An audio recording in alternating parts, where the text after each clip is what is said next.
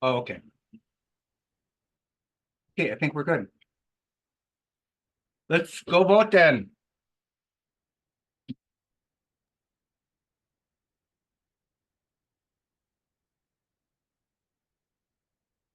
All right, Tom, if you could go to the next slide.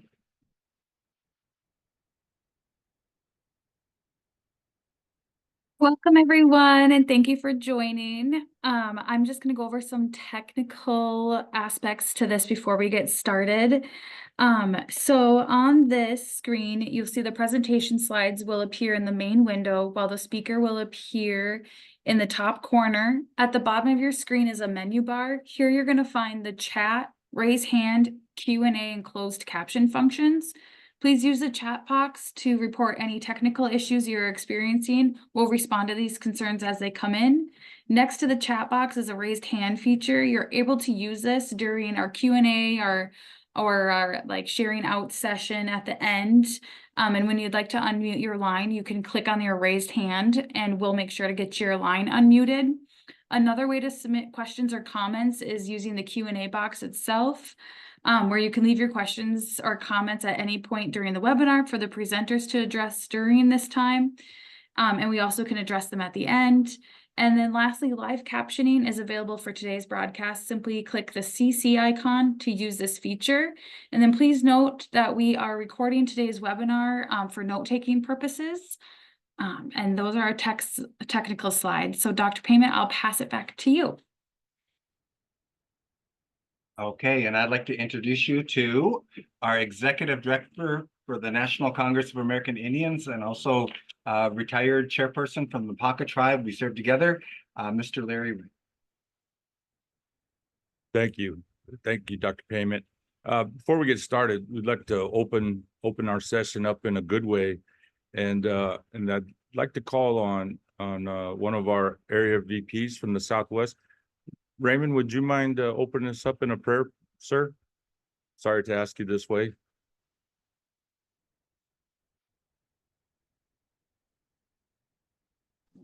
Yes, thank you, Larry. I appreciate the opportunity. Gary Lujan, with your permission, Governor.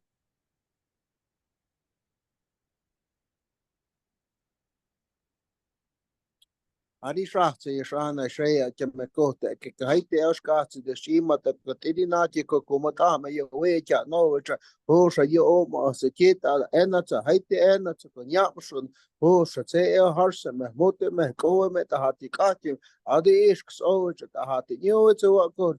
Na, but I got Tatishkati, Yakicha, Haiti Tsarawa, Haiti Sachi, the Shahet, may see it's a soldier, you count the hearts, you're out now. To eltish going up to the horse, a teacher at the batra, but nice it's a shame is can you always go horse a kosha at the summon a kiter. You take them, go there, come or say to a marshal, you were to eltish going up to horse a teacher, to the gosh, this a and isha teacher. Thank you, Larry. Thank you, Dr. Payment. Thank you for the opportunity to say a few words in my language, is the Karish language from the Southwest. My name is Raymond Aguilar from Senator Bingo Pueblo. Thank you for the opportunity. Thank you. Oh, Gotega Wiblahan. Thank you for that, sir. Appreciate that. With that, we'll get started here today. Aho Pokomoshe, Wongi de, Omba de Wiki de go, they no hikte Wiblahan, Pokomoshe, Adashvahan, de Wanoche, Larry Wright Jr., Ijajak de Abdi, Wishti, Usni Ponkabdi, Wachbanik de Wongi de, Wibli Stuba, Wibli Ejuba Abdi, de go. Ado Nyoshinga Ishage Waunjiga Edidagi Daon Wagidaga.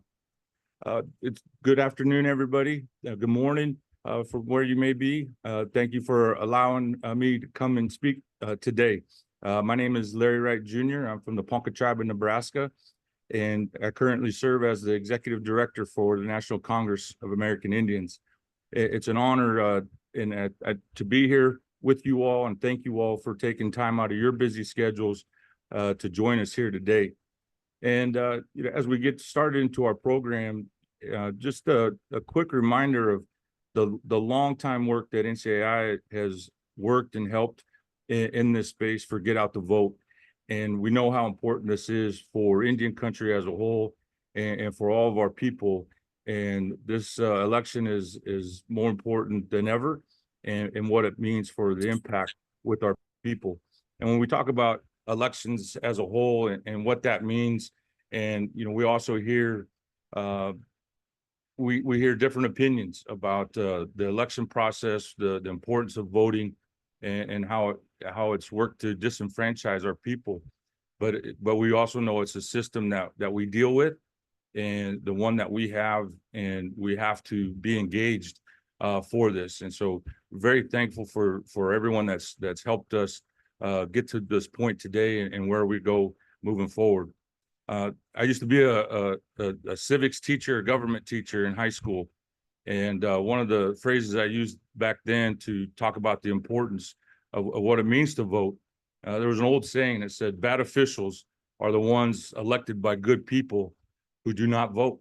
And so we want to make sure that as we vote in this election for whoever you vote for, that we make sure that they uphold the trusted treaty responsibilities that the U.S. government has to our people.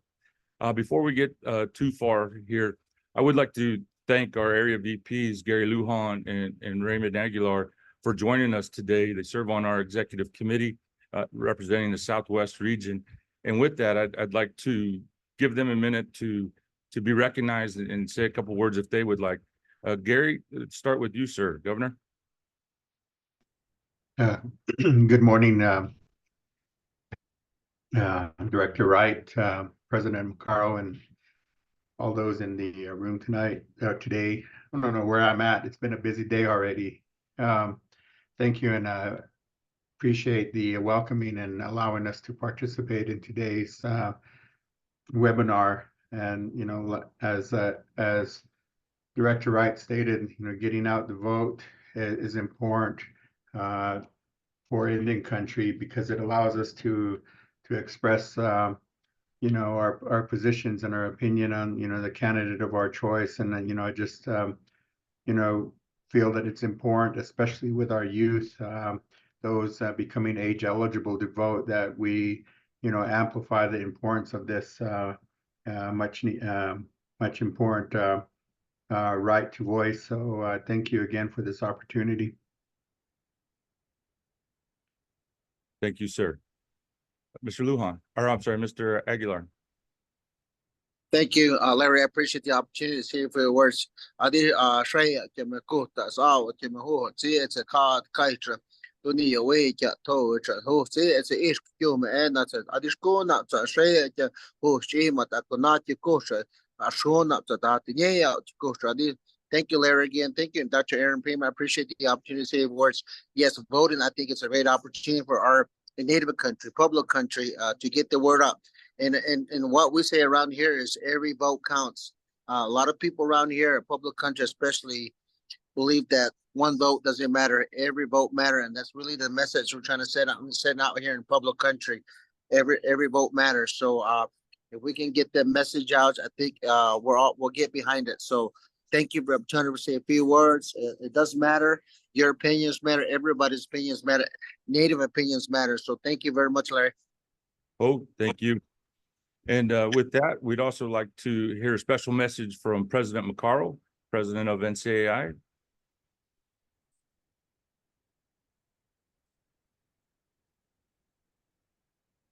Next slide, please.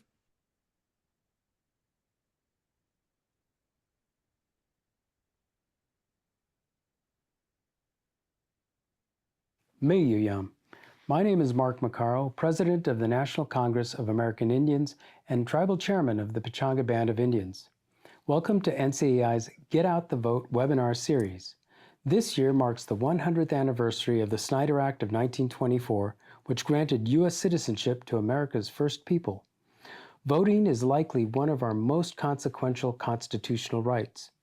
This webinar will serve as a vital tool for tribal leaders on how to mobilize our tribal citizens. The native vote can be the deciding vote this election. Be the margin of victory, honor the past, and prepare for the future. Thank you. Thank President Macaro for taking the time to record that message for us. And now I'd like to turn it over to our designated NCAI Get Out the Vote campaign manager, Dr. Aaron Payment. Awesome. Awesome. Thank you, Larry. Ani Buju Biwaka Jigandishnakas, Makwa Magizi and Donam Bawating and Donjaba, Anishinaabe, Ojibwe, Odawa, Otuatami, and Dao. As you know, I love the National Congress of American Indians, previously served as regional vice president for the Midwest, secretary twice, first vice president twice. And I'm just happy to be part of this team to get our people to vote. So our agenda overview is we're going to talk about the importance of exercising our right to vote, how we can be the margin of victory, agenda setting, talking about a sovereignty ticket platform, policy issues important to tribal nations, mobilizing and activating your nation's citizens to vote. And then we're going to have an open tribal leader discussion. We hope it's very lively to get some ideas about what you guys are doing out in the field, and then also how can we support you. And then finally, some closing comments and to thank you for your participation today. Okay, next slide. Okay, so this project is a 1-month project contracted between the National Congress of American Indians and Kaufman and Associates. And for those of you who don't know, President Kaufman, Joanne Kaufman, is our president. We are a 100% Native woman-owned company, and we do work that matters. Joanne's been around for about 40 years in this space, and we're very grateful to support National Congress of American Indians in this project.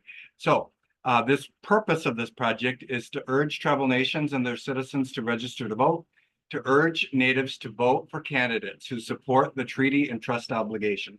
Remember, NCAI is nonpartisan, but we support those who support us. To appreciate the role of campaigns and elections and setting federal policy and the agenda. And then the deliverables for this project include a launch video and trusted messenger videos. We've got some pretty exciting Indian celebrities that are recording messages that will be unveiled on our website, nativevote.org. So you want to check that out.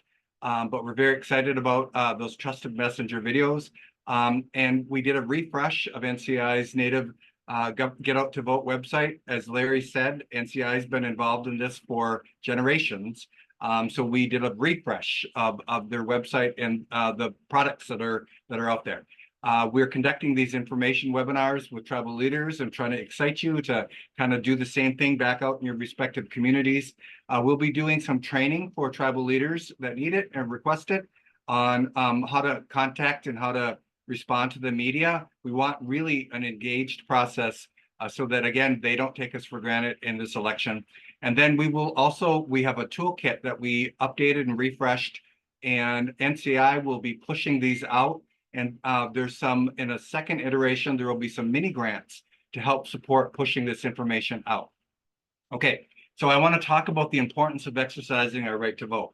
So a couple of questions, next slide, that are kind of rhetorical, but why should American Indians vote? Does my vote really matter? Does voting diminish tribal sovereignty? I remember that's a thing in the 90s, people said. And should I vote D for Democrat, R for Republican, or how about I for Indian? Is it too late to register to vote? How do I register? Where do I vote? And how about absentee voting? So when tribes signed treaties ceding nearly 1 billion acres of Indian land in exchange for provisions of health, education, and social welfare into perpetuity, our ancestors secured a commitment for funding federal programs and services forever. While these rights are generally upheld through judicial precedents, they depend entirely on who is in office. While American Indian Alaska Natives were granted citizenship 100 years ago in the Snyder Act, a guaranteed right to vote didn't come until 1964's Civil Rights Act was enacted. We still have challenges today, but it's our solemn duty to vote, so please exercise this right. Yes, your vote matters. President Kennedy won his election in 1961 by just 100,000 votes, an average of 1 vote per precinct. The 2016, next slide, please. The 2016 presidential election in Michigan was decided by 10,407 votes. The number of Native Americans in Michigan in 2020 was nearly 110,000. So you can see that's 10 times the margin of victory. We can be the margin of victory. You get to help decide who is president and who controls the House and Senate. Let your vote be for candidates who support a tribal sovereignty ticket. Voting does not diminish tribal sovereignty. Just as most Americans can vote in local, state, and federal elections, so too can Natives, but we have another level of citizenship and representation through our vote. If you vote in favor of candidates who have a platform supporting the treaty and trust obligation, you strengthen our sovereignty. So let's look at the slide for a minute. You can see that the percentage for each one of these battleground states that are still battleground states today, you can see the percentage of American Indians in those states is multiples greater than the margin of victory in the last election in 16. And so we are a factor, and American Indians can be the deciding vote. Next slide. If you prioritize the impact of federal government on our backslide, I'm sorry. If you prioritize the impact of the federal government on our tribal sovereignty and our federal funding, as Indians, we win. Who you vote for is entirely up to you, but we do encourage you to research the candidates and ask tough questions of how they will serve you as an American Indian. And of course, it's not too late to register to vote, but this varies, depends on the jurisdiction. And we urge you to go to our website, nativevote.org, to learn how to register in your respective state and how to secure absentee ballots to where to vote in person. Okay, so let's stay on this slide. So with the close margins again in the last two presidential elections, it suggests that we can be the margin of victory. I think I jumped ahead, I apologize, but let's just do a little deeper dive. In Michigan in 2016, it was won by less than 0.2% in 2016. And again, the number of American Indians in Michigan is multiples greater. So in 2020, there was a mobilization effort for natives, and the victory margin was 2.3%, or 2.8%. In Arizona, Arizona is one of our battleground states. In 2016, the margin was just over 4%, and the proportion of Native Americans in Arizona is 16%. So in 2020, Arizona was won a very slim margin. It was one of the last states that was called, if you recall, and it's 0.3%. So we are definitely a factor. The same battleground states are in play, and so you know, they should not take us for granted because we can make the outcome. And so now when we talk about a sovereignty ticket, we're going to have Larry Wright explain to you what that is and what are the key issues that these candidates should be thinking about and brushing up their skills when they talk to tribal communities. Larry, next slide. Thank you, Dr. Payment. And, you know, as everyone on the call knows, that you know, the relationship between the federal government and tribal nations has been reaffirmed through Supreme Court judicial precedents, legislation, and administratively through executive orders, presidential memoranda, and different proclamations. But to fully honor the treaty and trust obligation in exchange for the nearly 1 billion acres of ceded Indian lands, funds appropriated by Congress in fulfillment of this great promise should be no less than advanced appropriations, mandatory rather than discretionary funding, and not subject to sequestration restrictions that are imposed, including OMB budget ceilings. Indian country funding should not be affected by federal funding uncertainties during budget negotiations or under continuing resolutions. And we're looking at this now toward the end of September for a new approval for a continuing budget. But achieving the classification as mandatory funding can be a significant challenge. However, in December of 2022, Congress voted on advanced appropriations for Indian Health Services funding. And that alone took almost 13 years of fighting in Indian country to get. Moving Indian country from discretionary to mandatory and forward funded will truly honor those treaty and trust obligations. NCAI has long collaborated with tribal nations to enumerate tribal infrastructure needs and priorities. In 2017, NCAI testified that the backlog was in excess of $47.8 billion, with a breakdown as follows: $10.3 billion for IHS facilities, $12.5 billion for IHS sanitation, $1.3 billion for BIE schools, $33 billion for Indian housing, and $20 million for multi-justice centers. While the 2021 Jobs and Infrastructure Act afforded record amounts of funding to our tribes, the vast majority of our infrastructure needs remain. In regards to land and trust, a clean carcieri fix is needed now. as late as 2018, proposed rulemaking would have granted a level of assent to local government to deprioritize tribal land and trust requests. Notwithstanding that, intertribal conflicts with land and trust issues, a streamlined and pragmatic process subject to less political ebbs and flows is needed. And while we look at our sovereignty being under attack in the courts, and while the decisive outcome in Burkina versus Holland upheld ICWA, threats to sovereignty and jurisdiction remain. NCAI has long partnered with NARF to watchdog court proceedings for possible erosion in jurisdiction and sovereignty. The McGirt decision suggests a positive turn in honoring Indian country jurisdiction, however. However, the impacts of the Oliphant versus Suquamish case remain where tribes lost authority to hold non-Indians accountable for certain crimes on our tribal lands.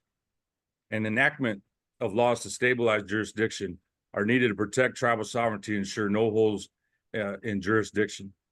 These agenda items and more establish a tribal sovereignty ticket to look for when casting your vote.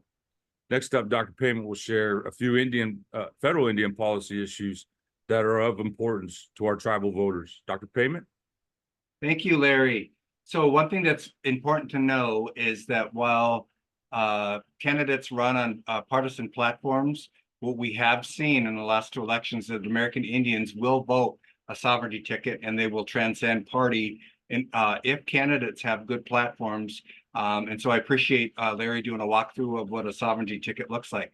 So I just want to cover a couple more federal Indian policy issues that are very important to us that we want to express to candidates that they should pay close attention to.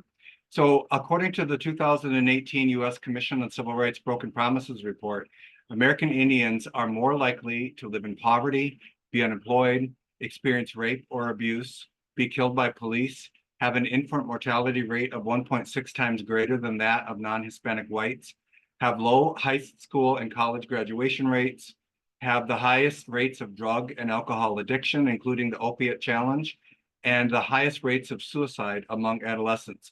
You know, it's hard to walk through that data, but it's important to know that we have the worst of the worst outcomes.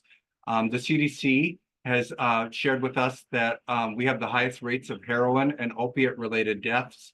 And really sad statistic, in 2022, the CDC reported a drastic drop in life expectancy by 7 years for American Indian Alaska Natives, bringing us back 80 years. And we believe this is attributed to both the pandemic and also the opiate epidemic. 7 years and back 80 years. So recently, as you know, the second iteration of the boarding school report was published, and our Secretary Holland, who's one of our sheroes, oversaw and authored or oversaw the investigation, and our Asia Assistant Secretary of Interior, Brian Newland, shine new light on the responsibility of the federal government's instigating generations of historical and intergenerational trauma that explains the worst of the worst outcomes that I just shared.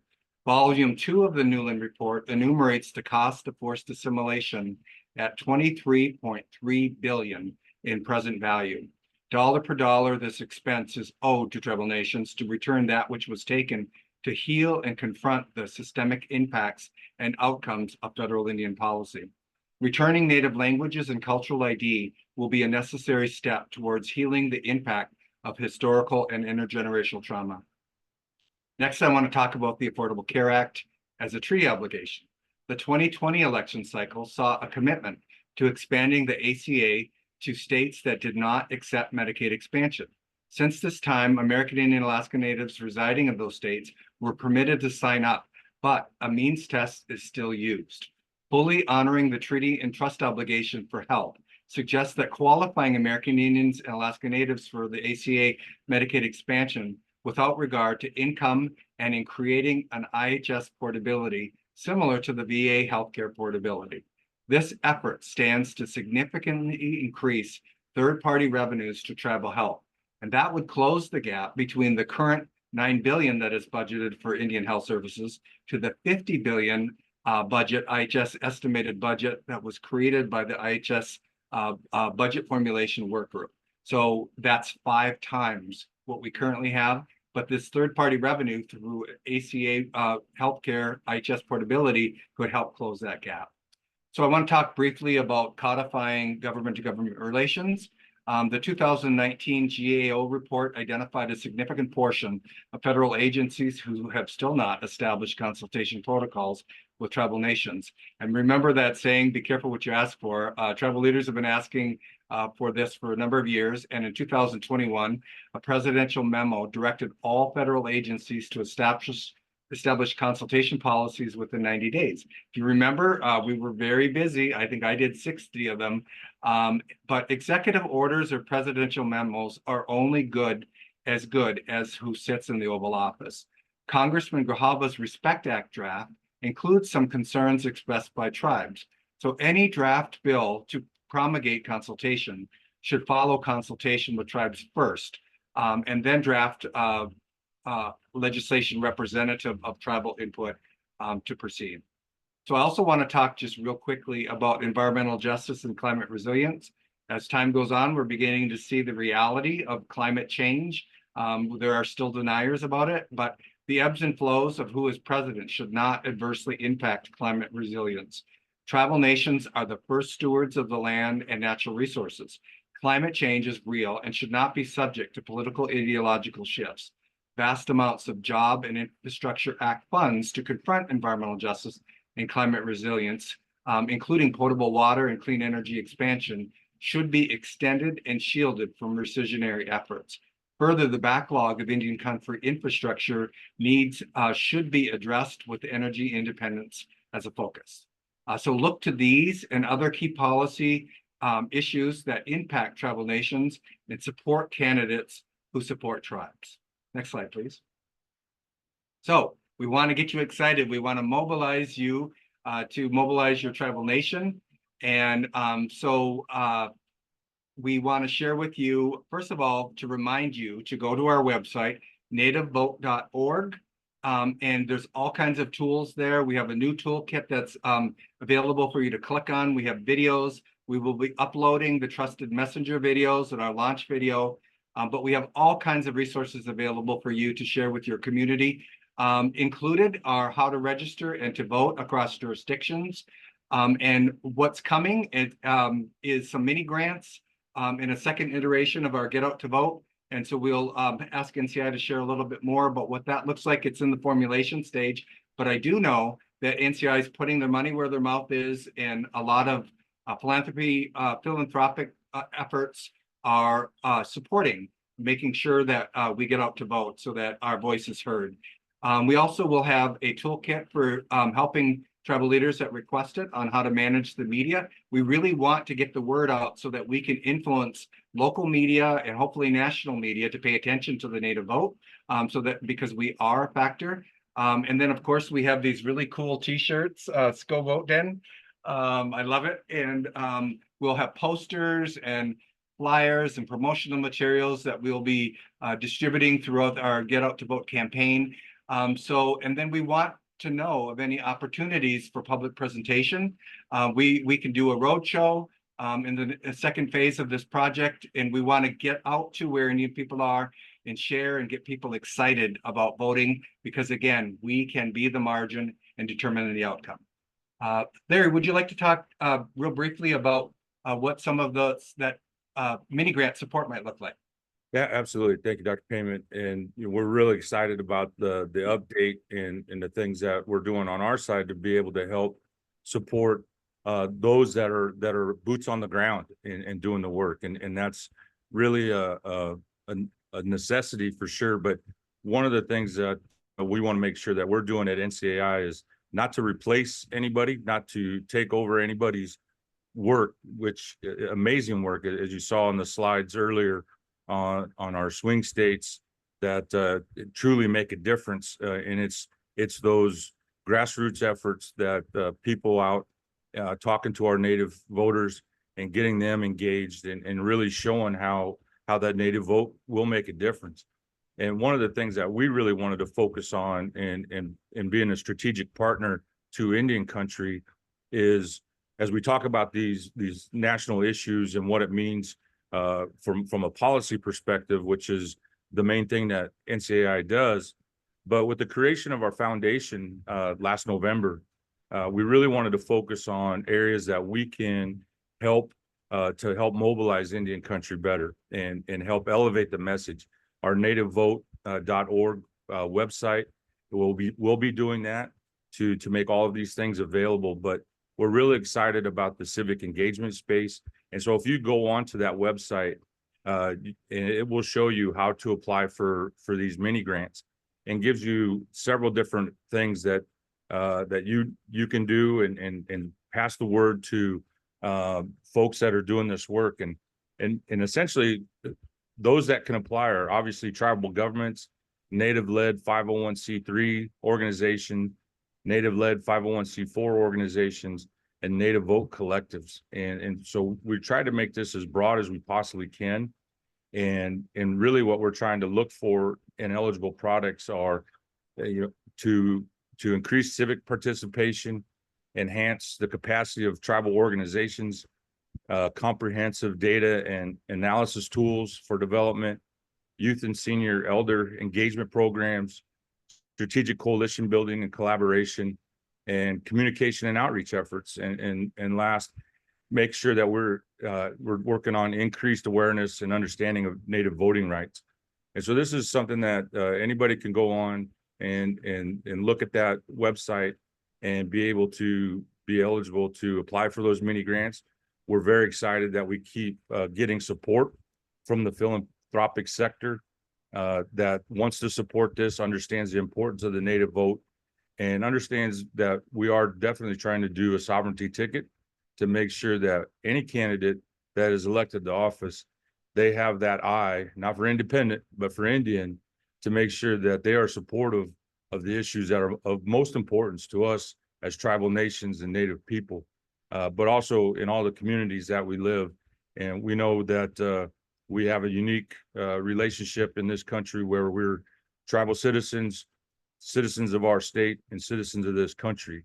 And all of those decisions affect us, not just the president or Congress, but also governors of states and local counties and cities. And so we want to make sure to get our people registered to vote so they can vote on all levels. And so with that, we stand ready to help Indian country any way that we can. And you can reach out and contact us through that website or reach out to us directly. So thank you, Dr. Kramer. Awesome. You just got me all excited. Chairwoman Lone Eagle, would you like to come on briefly? I know you came in after we did introductions, but if you didn't know, Chairman Lone Eagle is our regional vice president for the Western District, and also she is chairwoman of the Summit Lake Paiute Tribe.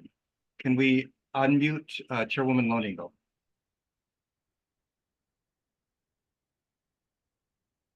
Go ahead, Chairman Lone Eagle.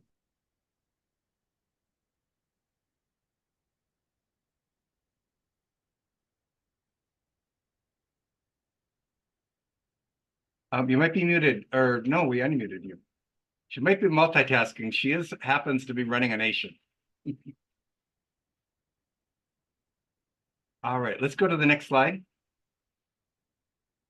Okay, so we have a couple of prompt questions, and we do want to have a lively discussion with the tribal leaders. We have about maybe 10 minutes left, so we want to hear from you.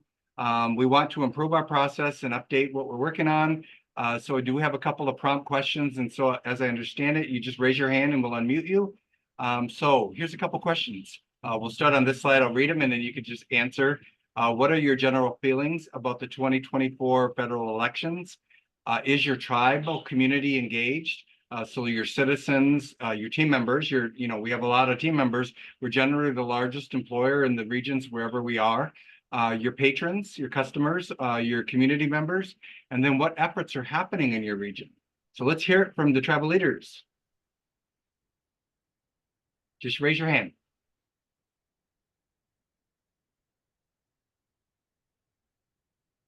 Tom, do we have any hands raised? Not yet. Oh, okay. Go ahead, Gary.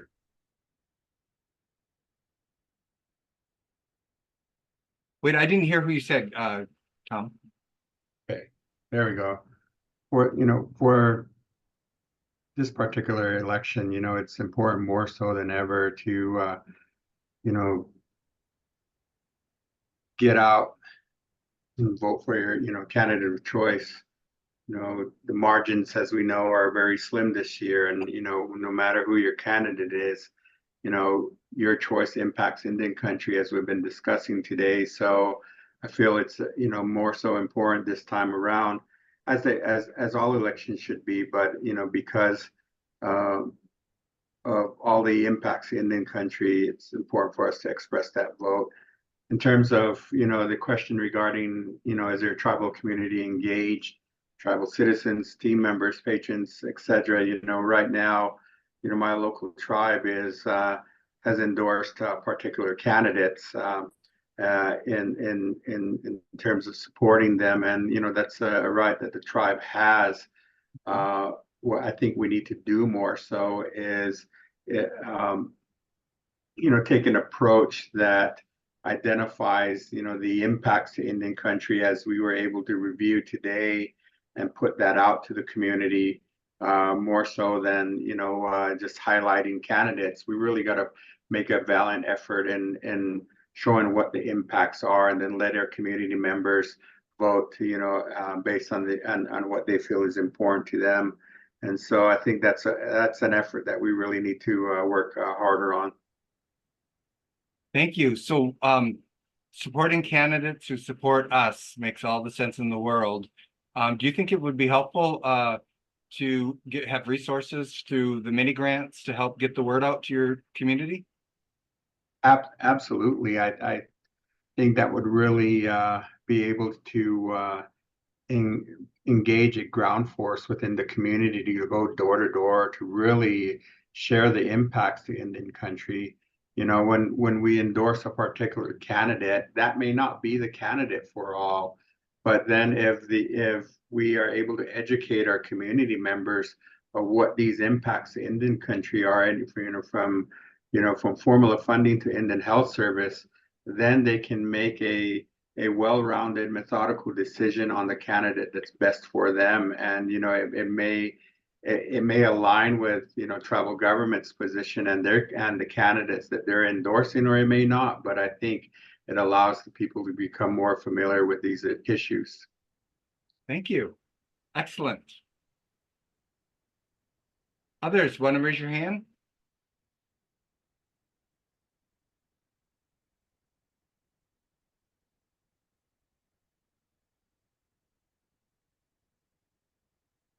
I suppose we should probably credit the quote, D for Democrat, or R for Republican, or I for Indian.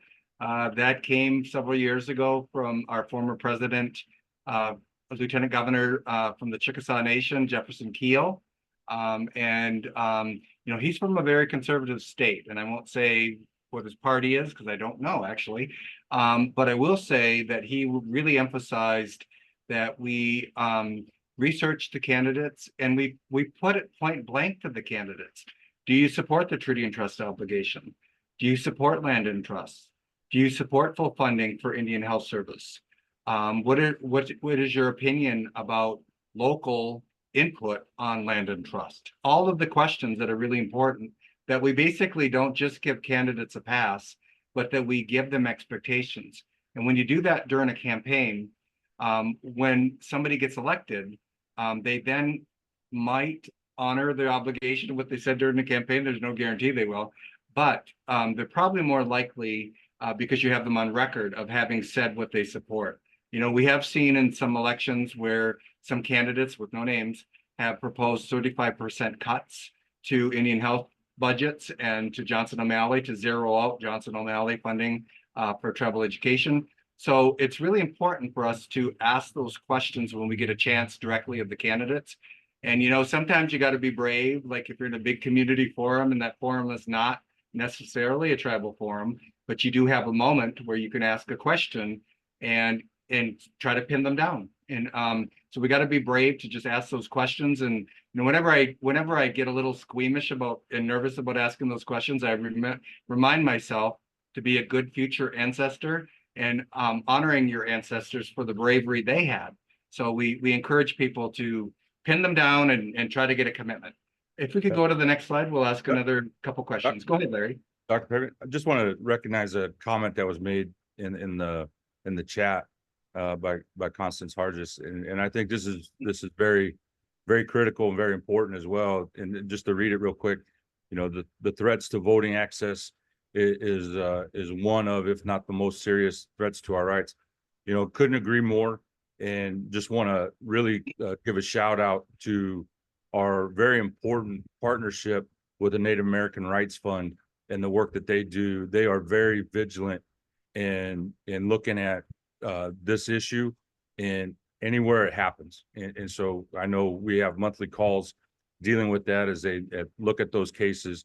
They've been successful in fighting those cases, most notably in North Dakota, but we know that continues to be an issue in other states. And so, you know, that's one thing that's not lost on us, especially, you know, as we not celebrate in some cases, but as we reach the milestone of the Snyder Act, which is 100 years old this year in June, giving natives citizenship in this country, and by that the extension of the right to vote. But we know that wasn't carried out fully until the 60s, and so that continues to be an issue, no doubt, but one that we'll remain vigilant on, standing with our partners at NARF, making sure that we fight this wherever we find it.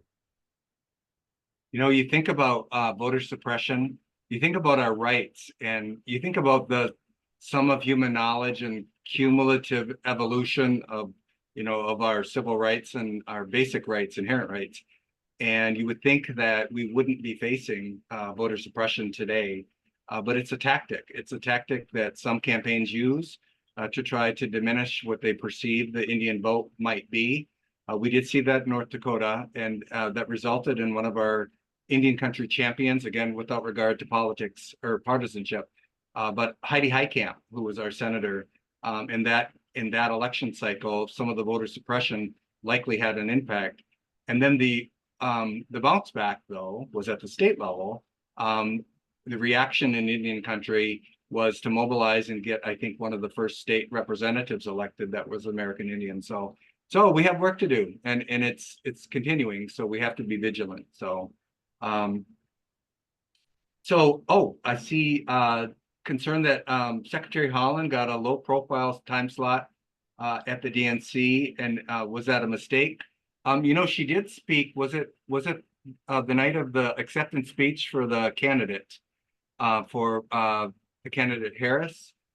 It was a short speech. Every time I see her, though, every moment, every second is monumental to me. But yeah, I don't know an opinion about that, but yeah. Dr. Payman, I think we had a question from Pilar Thomas. Okay, go. Hey, Pilar. Oh, can you unmute, Tom?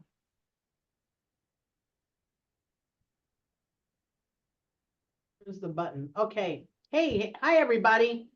I don't know if we've got anybody from Arizona on, but let me go back to this voting access. There was a recent decision last week by the U.S. Supreme Court that allows an Arizona law passed by in the previous administration that requires proof of citizenship in order to be able to register to vote. And as we know, as a general demographic matter, Indian populations, tribal populations tend to be younger. So we have a lot of young kids now being eligible to vote, and maybe folks who haven't registered to vote. So registering to vote for us is going to be harder here in Arizona. So I would like to suggest maybe a specific discussion with Arizona tribal leadership and the Native Vote Program at ASU, which you know, was in that lawsuit, on how we overcome this new challenge in Arizona and being able to register to vote. Our registration cutoff date is October 7th. Our early voting starts October 10th. And we have a whole host of up and down the ballot issues here in Arizona, both federal, we've got a senator up, we've got, of course, the presidency, and a whole host of other things. But I do think that maybe a concerted effort in the 3 swing states. I'm not going to diss on North Dakota, but they're never going to vote for a president that would probably be amenable to our issues. But if Arizona is a swing state, one of the largest tribal populations here, already lots of challenges of getting access to the polling place. But our first challenge now is access to registering. So would like to recommend a very in-depth, happy to put you guys in touch with Minnie Frias, who's councilwoman, former chair at Pasquayaki, runs Pasquayaki Get Out the Vote. And they've got a big registration push on now that I'm very involved in, and we're starting to run into these issues of registering people without birth certificates. So anyway, I just wanted to raise that quickly before you guys moved on, because I saw that comment about voting access. Thank you for your time. I'll mute myself. Thank you. No, thank you for that. And I'll make sure that that is shared. The Native Voting Rights Coalition is having a meeting in Arizona next week. And so make sure that this is at the top of their list of conversations. Awesome. Good to hear your voice, Pilar. And then Chairwoman Lone Eagle did chime in, and it said that she said it's an important election year for 2024. Education to our tribal citizens on why voting is important and how we as a community can mobilize. Tribal polling locations are critical for our communities. Summit Lake has their own polling location and is set and ready to go. Awesome. It's good to hear tribes are already on the forefront of making sure that they're making pathways for their people to participate. So here's another set of questions. And again, just jump in. We have probably another 10 minutes. I said that when we started, but we don't want to cut anybody off. What messages resonate with your people? What would you like to see in a national Native Get Out to Vote campaign? How can we help you? And what resources do you need? Just raise your hand and then Tom will unmute you.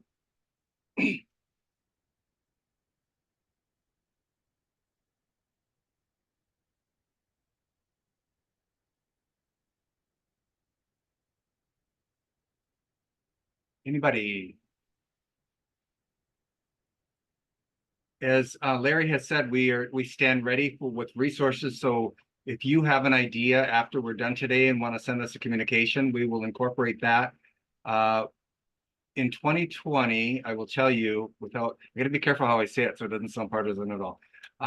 The 3 states of Michigan, Wisconsin, and Minnesota, there were 3 tribal leaders, very strong tribal leaders in those states that did a Get Out to Vote effort, found some resources informally, and made the difference. In some cases, really determined the outcome. And so that was through a volunteer effort, but NCAI has taken the step forward to assist tribes to be able to have a more intentional approach. And so we will coach you through it. We've got toolkits again available at nativevote.org, and we'll help you every step of the way. All right, next slide. I think it's the last one. Oh, I think that was the last one. All right. So any final comments, Larry, before we close out? No, other than, just again, thanking everybody for taking the time. This isn't the final conversation by any means. This is really just kicking us off. We know we have a short time until the election itself. And we want to make sure, as I said earlier, that NCAI is seen as a strategic partner, a committed partner, as it has been in the past. But we want to make sure that we continue to elevate our Native voices of our tribal nations and our Native people. And we want to make sure that we are doing things that are of value to those that need it most, and being that partner and being able to identify funding and attract that funding so that we can put it to the ground where it's needed most. And so we welcome any feedback, any questions from our people. And just encourage all the leaders on this call, everybody that joined this call today, to share what you heard here today, and encourage others to get on our other webinars. We have 2 more yet today. We have 1 tomorrow, and I think 2 on Wednesday. And people are welcome to register. You can find that information on the nativevote.org website, and so that they can pick a time and a day that works for them. But we want to make sure that we amplify this, and we have a little time to make sure that we can be responsive to what's needed most. So thank you very much. All right. And thank you, everybody, for joining us. Thank you.